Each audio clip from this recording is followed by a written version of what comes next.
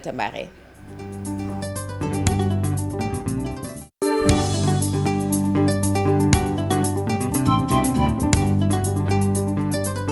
kooku ginnaaw wàllu wér-gu-yaram ñu xuusi ñàgg ak njàngale ak rubrique éducation nuñ koy defee mercredi bu nekk ak Aminata Mbaare Sow tey nag ñuy waxtaanee jafe-jafe yi nga xam ne moo am ci wàllu orientation yi ñiy soog a am bac jëm ci université publique yi ren nag defe naa ne ci lu ëpp juróom-ñaari junni yi nga xamante juróom-ñaar fukki junni ak ñaar yi nga xamante ni si am nañ ko juróom-benn fukki junni ak juróom yi mën nanoo bindu waaye ñooñu nag bu ñu bindoo dinañ fa fekk beneen lim bu toll ci junni ak ñetti téeméer yoo xam ne daaw ba ren ñu ngi toog di xaar loolu yëpp naka nguur gi nar a jaglelee naka la ko nguur gi nar a doxalee nan la ñu mën a def ba ñëpp jàng ci anam bi nga xamante ni si moom moo gën tontu bi ak Aminata Mbaare Sow. Souleymane Diouf mu ngi am baccalauréat ci atum 2019 tey jile moo jiite collectif bi ëmb bachelier yu 2019 yoo xam ni jotaguñu seeni orientation ba léegi ci université publique yu Sénégal toll nañ ci 1348 bu ñu sukkandikoo ci collectif bi. non junni la ak ñetti téeméer ak ñeent fukk ak juróom-ñett lañ waaw mais li ñu doon xaar mooy par exemple bu mu génnee 5 août def conseil des ministres ne wax il va falloir mu orienter bachelier ñi nga xam ne ñoo desoon daaw ba léegi ministre bi appliqué wu ko. Souleymane jàpp ne jafe-jafe yi ñu nemmeekoon ci plateforme campusen.sn bokk na ci li waraloon seeni jafe-jafe. mën ngaa actuellement dugal sa tour à partir de midi jusqu'à 15 heures te plateforme du ñëw te heure bi day compter. une fois 72 ba moto rek te moto sa inscription voilà dañ lay ajourné dootoo am mot de passe nii ine am ñoo xam tamit dañoo defoon erreur wala def bac étranger au lieu ñu def bac sénégalais ñu def bac étranger lu seen mo ine bi commencé par X loolu moo indi tamit xam nga jàpp leen jotuñ sa orientation ñi nga xam tamit ñoo nekk ay villageois ñoom amuñu accès internet bu baax seen téléphone doxuñu. atum 2020 ministère de l'enseignement supérieur bëgg amalaat li ni mel. lu ñu am ren comme nombre de bacheliers en 2020 moo ëpp nombre de bacheliers yu ñu am entre 2010 et 2019. tiitaange juddu bu ñu sukkandikoo ci secrétaire général bu SUDES enseignement supérieur. Université Assane Seck de Ziguinchor donc ñu yónnee leen plus de 3000 bacheliers amuñu infrastructure yi. amuñu jàngalekat yi daaw la woon 2019 2020 année blanche moo am université Assane Seck de Ziguinchor ministre bi bëggul ñu wax ko du nangu ñu wax ko mais looloo am en fait. tiitaange yooyu bokk na ci li ko waral li ñu nemmeeku ci université publique yu Sénégal benn jàngalekat mën na yor lu toll ci 67 apprenants ak tamit chantier yoo xam ni tàmbale nañ ko te jeexagul. tabaxuñu benn infrastructure université Amadou Mahtar Mbow bu Diamniadio fii la ñuy loué ay immeuble fii cité Kër Góor gi. xam nga loolu c'est pas sérieux chantier yi université du Sine Saloum El Hadj Ibrahima Niass ils sont presque demuñu infrastructure yi ci yeneen université yi mooy Ziguinchor mooy Bambey mooy Thiès mooy Saint-Louis mooy centre délocalisé yi Kolda ak Sédhiou avancé wul ci contexte boobu mu naan plus de 65000 bacheliers dañu leen orienté ci université publique yi benn jàngalekat pour 67 apprenants te loolu moyenne nationale bi la. dafay am variation ci université yi ak ci faculté yi faculté bu ci gën a dee mooy faculté des lettres et sciences humaines dafa am plus de 33000 étudiants faculté boobu benn jàngalekat pour 137 apprenants la. fii ak boobu nag processus bi ñu jagleel orientation bachelier yu 2020 daal dina tàmbali ndaxte ci plateforme campusen.sn xale yi mën nañu tàmbali créer seen identifiant lu ko jëlee fukki fan ak juróom-ñeent jàpp fukki fan ci weeru novembre nag mën nañu tàmbali def seeni choix ci différents départements yi ñu bëgg ñu orienté leen. merci beaucoup Aminata Mbaare Sow defaloon ñu xët bu yaa jëmale ci wàllu bachelier yi ak jafe-jafe yi nga xamante ni si moom la ñuy jànkonteel Modou Fall defe naa ne war nañu mën nañu wéyal waxtaan wi ak Aminata cette petite lumière qui inonde de joie de bonheur le plateau d'Info Matin. Aminata am na solo moom saa yu ñëwee génneel ñu lu am solo wàllu bachelier yi nga xamante ne nag souvent orienté leen day indi jafe-jafe ci Sénégal ci wàllu boobu la moo tax orienté leen nekk toujours problématique. asalaamaaleykum déjà téléspectateur u télévision Futurs Médias yëpp. xam naa léegi nag après bi mooy sa troisième nuyoo quatrième bi da ngay fay. Kouthia loolu la ma doon tooñ ne garaawul nangul leen ma ko rek noonu laa mel. ayca bismillah d'accord donc on va y aller directement Maud pour parler de l'orientation des bacheliers au Sénégal de manière générale gis nañ ni question la boo xam ne à chaque fois bu ñëwee day poser problème pourquoi qu'est-ce qui se passe bon réponse yi bëri na questionnement yi également bëri na xam naa duñ ko mën a développer au plateau mais dañ ciy comp tuuti rek par rapport ak suñu laaj yi ñu def dañu jàpp ne au niveau du Sénégal souvent pour ce qui est des universités publiques sénégalaises orientation day poser problème parce que dañoo jàpp ne actuellement la demande peut-être dépasse l'offre maanaam xale yi am bac par rapport ak structure yi am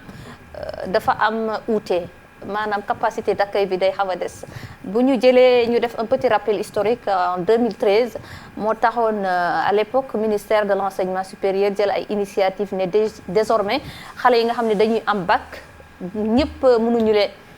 orienté au niveau des universités publiques donc day am benn wàll boo xam ne dañ leen di yóbbu au niveau des universités privées wala instituts privés yi nga xam ni ñoo nekk au niveau national donc mu doonoon benn collaboration privée public boo xam ni peut-être ça avait un tout petit peu aidé wàññi capacité d'accueil au niveau des universités publiques mais dañu jàpp ne malheureusement projet boobu daanaka matut egg parce que depuis daaw 2019 gouvernement du Sénégal dafa changé doon léegi dafa fas yéene orienté étudiants bi yépp au niveau des universités publiques ak instituts yi nga xam ni ñoo am loolu nag posé problème parce que daaw déjà amoon nañ lu toll ci 50 000 wala 52 000 ay bacheliers yoo xam ni dañu demandé woon sur la plateforme campusen.sn pour ñu orienter leen mais dafa poser problème parce que dafa am benn partie boo xam ni jotuñu leen jël ren mu doonaat un autre problème parce que jàpp nañ ni li ñu am ren ci nouveau bachelier depuis 2010 jàpp 2019 mosuñu am nombre bu toll noonu donc ñooñu ñëpp boo leen naree orienté même bu dee di ñëpp parce que am na ñoo xam ne dañu am des inscriptions des préinscriptions dem à l'extérieur mais quand même la plupart au moins 65 000 ministre bi nee na mën na am ils peuvent mën na am ils s'attendent à ce que ñooñu def la demande donc en plus ñi nga xam ni 2019 ñu ngi toog orienté wuñu leen donc c'est un problème qui va se poser en plus jàpp nañ ni dans certaines universités chantier yi c'est toujours en cours enseignant bi xaw na des donc enseignant yi xaw na des donc c'est tout un cocktail molotov boo xam ni dajale na mais bon. mais justement lan mooy nekk conséquence situation bi parce que quand même. Pour gérer ko dina xaw a compliqué. waaw c'est compliqué aussi bien pour les universitaires que ñi nga xam ne ñooy étudiants yi wala les parents d'élèves parce que déjà dans mon reportage ki may waxtaanal di le secrétaire général du Sud-Est enseignement supérieur moom nee na déjà la première conséquence ci décision bi ñu jël daaw maanaam orienté bachelier yépp mooy au niveau de l'université de Ziguinchor parce que daaw nee na ñoom presque année blanche la parce que xale yi jotuñu jàng lu bëre dañ leen envoyé lu toll ci 3000 étudiants alors que université bi amul capacité d'accueil boobu ce qui fait que ils ont arrêté très tôt les cours en plus Covid bi ñëw donc ce qui a fait que daaw au niveau de l'université Assane Seck de Ziguinchor presque jàng amu fa. ñi am bac Ziguinchor nag ren ñëpp ñoom ñi fa am bac ren ak ña fa amoon bac daaw. ça veut dire que ñooy bokk promotion. bien sûr parce que instant bi ils ont repris l'année presque parce que octobre la ñu redémarrer les cours mais ils ont recommencé l'année ce qui veut dire que li ñu jàngool daaw peut-être. loolu du valide quoi donc c'est un problème qui se pose ñoom également ñu ngi craindre cette année également avec plus de 72 000 nouveaux bacheliers et 65 000 yoo xam ni peut-être mën nañu def la demande ñooñu bu ñu demander fan lañ leen di yóbbu. mais techniquement li ñuy wax conséquences yi mooy lan parce que quand même nga dajale fa surnombre boo xamee ni kenn xamul noo koy gérer professeurs yi matuñu locaux yi nga xam ne ñoom ñoo leen war a accueillir doyuñu. jàng est-ce que mën na am ci condition yooyu. mais c'est ça le problème loolu mooy poser problème moo tax des fois étudiants yi di dem en grève wala corps enseignant bi ñoom tamit ñu ni peut-être ils peuvent pas faire avec ce nombre ñu toog banque seen i yoxo donc c'est tout un problème qui se pose même bu dee il y a des efforts quand même qui sont en train d'être faits de part et d'ailleurs gouvernement bi ñoom déjà bi ñu ne ren ils vont orienter tous les étudiants dans le public jël nañu un plan d'urgence boo xam ne tegoon nañ ko newoon nañu ils vont peut-être finaliser certains travaux yoo xam ne commencé woon nañ ko comme à l'université de Ziguinchor à l'université de Saint-Louis également mais bon ñenn ñi ñoom peut-être dañuy jàpp ne lenteur yi àndut ak ñoom li ñu bëgg a def ce qui fait que souvent il y a pas benn niveau d'information entre les différents acteurs ce qui fait que souvent des problèmes surgissent. D'accord pexe yi ñu na c'est du côté du gouvernement mais aussi du côté des autres acteurs comme les syndicalistes ak autres donc déjà maa ngi la koy wax sànq en 2019 daaw bi ñu annoncé le fait que tous les étudiants seront orientés dans le public gouvernement bi tegoon na benn plan d'urgence bu consister à ce que déjà ils vont recruter de nouveaux postes au niveau des universités ensuite daañu finaliser ba pare équiper yenn amphithéâtres yi dans certaines universités mais également même le cadre pédagogique ak social également dañ ko améliorer yokku déjà le campus social de certaines universités ak yooyu mais au-delà également de ces initiatives du ministère les acteurs sociaux comme les syndicalistes ñoom aussi dañuy faral di def des études di proposer parce que ñoom jàpp nañ ni peut-être ci mbir mi la ñu bokk donc ñoom il propose à ce que le gouvernement fasse de sorte que chantier yi nga xam ne engagé na ko mu mën ko terminer en plus le corps enseignant également mu yokk ko parce que jàpp nañ ni loolu c'est un véritable problème. bu dee sax ngay wax noonu Amina Bambey je me rappelle samedi bi passé rek maa ngi dégg fay étudiants di wax fii bu fi kenn orienté nouveau bachelier tant que defaruñu fi ay amphi yu bees ak restaurant yu bees je veux dire te loolu c'est pas du jour au lendemain que ça va se faire. Exactement. Donc problème la le corps enseignant peut-être boo jëlee exemple ki ma doon waxtaan de mu ngi may jox université Cheikh Anta Diop de Dakar actuellement ils sont à environ 80 000 étudiants pour 1400 enseignants tu imagines ce qui veut dire que ratio bi étudiant enseignant dafa bëri torop mu ngi joxe également benn exemple au niveau de la faculté. Ça pose un problème au niveau de l'encadrement. Bien sûr Astou bien sûr. mooy borom xam-xam yu fa nekk ci WhatsApp bi benn texte bu am solo mooy université bi ñi ngi perte ce qu'on appelle les professeurs de rang A. de rang A malheureusement ndax dañuy dem retraite bu dee yenn université yi am nañ moyen boo xamante ni dañ koy def pour téye leen. ñu nekk fi loolu nag mënuñ ko am par exemple Cheikh Anta mooy encadrement bi wax bu nee ba ab armée boo xam ne nee nañ généraux yaa ngay dem danañ dem ba. finalement dootul am mais est-ce que Amina tamit ça problème bi c'est pas un problème xam nga yenn saa yi Dakar dañu naan désengorgement des rues mais est-ce que tamit université amuñu problème désengorgement parce que bu nekkee da nga yor benn train gare boo dem am ñu yéeg te jamais beneen buntu bi du am ñu wàcc ça pose problème est-ce que ñoom tamit duñu xool que étudiant boo defee une année de formation 2 années 3 ans ñu xool benn tuyau luñ la mën a réorienter xool feneen fu ñu dugal que ñu bañ a ne système bi ñëpp dañuy parce que finalement bu yàggee dina exploser il faut bien qu'on trouve des voies et moyens pour que l'université respire désengorgement boobu ñuy wax ci mbedd bi tamit que train université bi bu amee étudiants yu yéeg mu amee étudiants yu wàcc mais Astou d'où la nécessité léegi sax peut-être ñu gën a kii yenn formation yi nga xam ni doo ci yàgg nga xam ni da nga ciy génn tu deviens opérationnel peut-être les gens sont en train de mettre en œuvre et d'expérimenter filière yooyu et je crois que peut-être loolu mën na doon un moyen de sortie de crise. lal basang yaaxaan mu ngi am ba tey wala. non lal basang amatul mais déjà 80 000 étudiants à l'université Cheikh Anta Diop. pour 1400 enseignants. c'est inadmissible. environ on n'a pas le chiffre exact. même moo parce que université.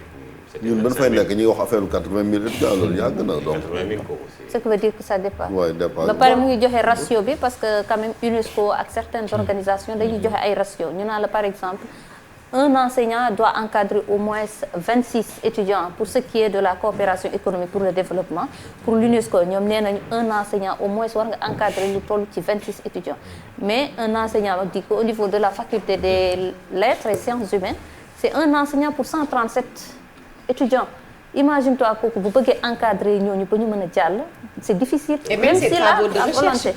pour lui-même pour l'enseignant même pour que mu mën a avancer loolu ça pose problème mais nag quand même on ne voit pas le mal partout il y a certaines facultés quand même qui essaient de s'en sortir. mais quand même et qui essaient de maintenir la norme. quand le ministre de l'enseignement supérieur ñëw ni que ñi am bac ñëpp dinañ leen orienter ci université publique yi. les demandeurs. mais kan mooy am bac du demandé. mais loolu tam mais loolu ñi am bac Cheikh non mais c'est-à-dire Mbaare dafa doon expliquer choix bi nga xamante ni moom la état bi def pour maintenant orienter tous les étudiants ci public yi. parce qu'il y a eu un problème avec le privé avec les universités privées. parce que y avait une dette contract boo xam ne état bi da ko ñu bàyyi loolu ñu ne léegi dañuy orienter ñëpp ci. tout en sachant que ñëpp xajuñu fa. waaw c'est clair que xam nañ ko. je ne sais pas ndax si on peut appeler ça un mensonge d'État ou pas mais c'est clair que loolu mënul nekk suñ ko defee mënul nekk. xam nga ni université problème université soo xoolee. li ci ëpp mooy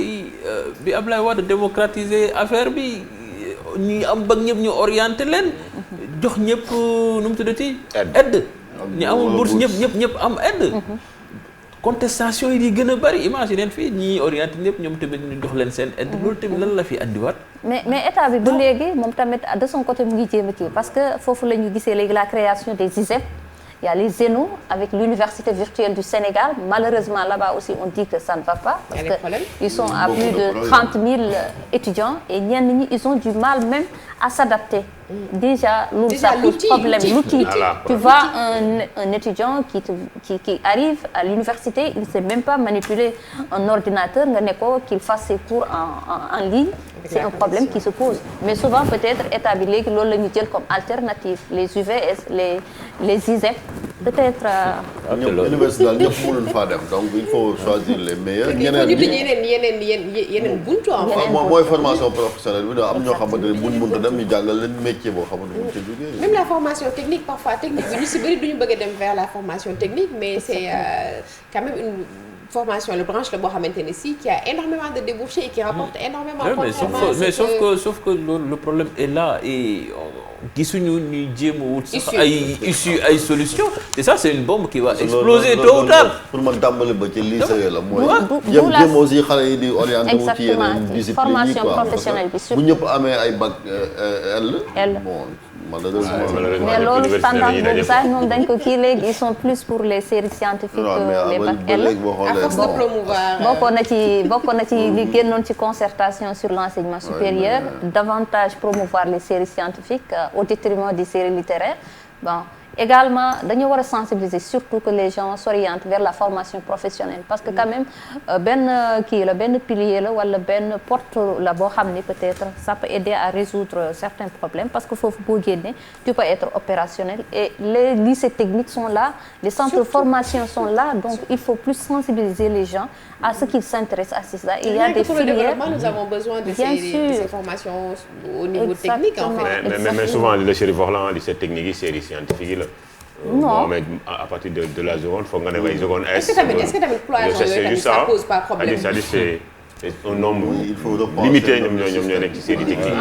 En tout cas, il y a des offres au niveau de la formation professionnelle. Peut-être ils doivent davantage sensibiliser,